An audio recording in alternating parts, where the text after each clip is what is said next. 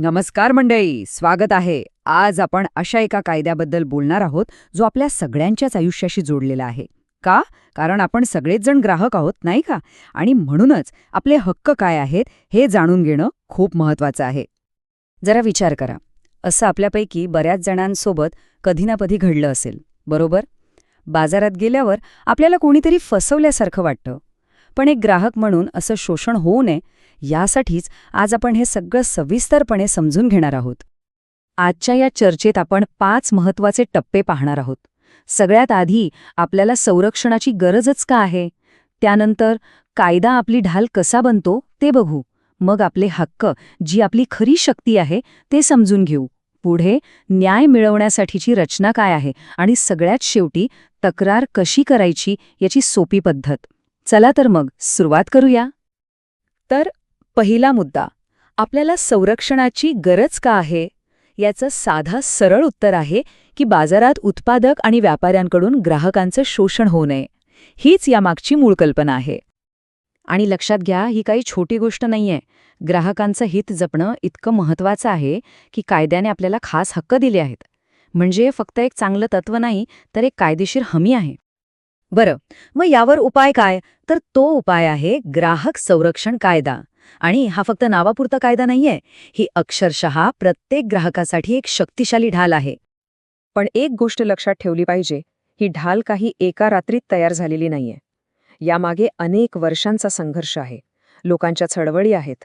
त्यांनी न्यायासाठी आवाज उठवला आणि तेव्हा कुठे हा महत्त्वाचा कायदा आपल्या हातात आला. मग या कायद्याचा नेमका उद्देश काय आहे? तर सगळ्यात महत्त्वाचं म्हणजे आपली सुरक्षितता आणि वस्तूंची गुणवत्ता. धोकादायक वस्तू विकल्या जाऊ नयेत, कुणी आपल्याशी चुकीचा व्यापार करू नये आणि काही चुकलं तर भरपाई मिळावी. थोडक्यात एक सुरक्षित आणि न्याय्य बाजारपेठ तयार करणं.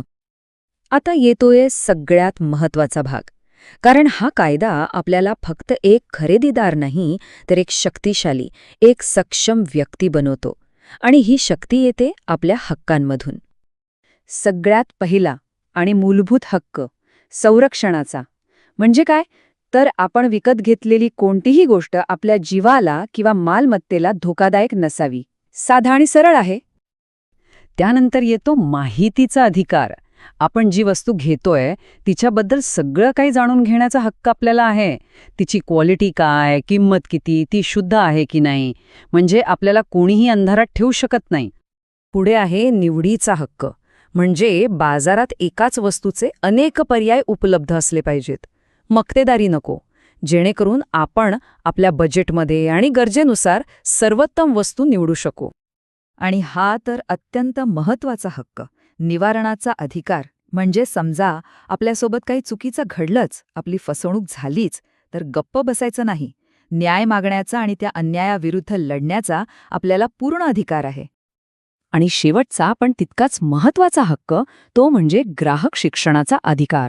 कारण हे सगळे हक्क कागदावर राहून काय उपयोग जर ते आपल्याला माहीतच नसतील.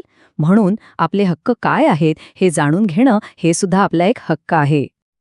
बरं, हक्क तर आहेत, पण ते मिळवायचे कसे? समजा वाद झालाच तर दाद कुठे मागायची? तर त्यासाठीच सरकारने एक जबरदस्त त्रिस्तरीय न्यायप्रणाली तयार केली आहे. हे आयोग म्हणजे न्यायाच्या लढाईत आपले खरे सोबती आहेत. ही रचना बघा किती सोपी आणि सरळ आहे. तुमच्या दाव्याची रक्कम किती आहे यावरून ठरतं की तक्रार कुठे करायची. जिल्हा पातळीवर, राज्य पातळीवर आणि राष्ट्रीय पातळीवर. चला, हे एक एक करून समजून घेऊया. आपल्यासारख्या सामान्य ग्राहकांच्या बहुतेक तक्रारी इथेच येतात, जिल्हा आयोगात. म्हणजे जर झालेलं नुकसान 1 कोटी रुपयांपर्यंत असेल तर थेट जिल्हा आयोगात जाता येतं. याचा अर्थ बहुतेक प्रकरणं आपल्या जवळच्या जवळच सुटतात. आता समजा जर नुकसानीची रक्कम मोठी असेल, म्हणजे 1 कोटी ते 10 कोटींच्या घरात, तर मग प्रकरण जातं राज्य आयोगाकडे. आणि हो, जिल्हा आयोगाच्या निर्णयावर जर समाधान झालं नसेल तर अपील करण्यासाठी सुद्धा राज्य आयोग आहेच. आणि मग येतात खूप मोठी प्रकरणं, म्हणजे जिथे दाव्याची रक्कम 10 कोटी रुपयांपेक्षाही जास्त आहे. अशावेळी थेट राष्ट्रीय आयोगात दाद मागता येते. हा या संपूर्ण व्यवस्थेतला सर्वोच्च स्तर आहे. चला, आता सगळ्यात महत्त्वाच्या आणि कामाच्या भागाकडे येऊया.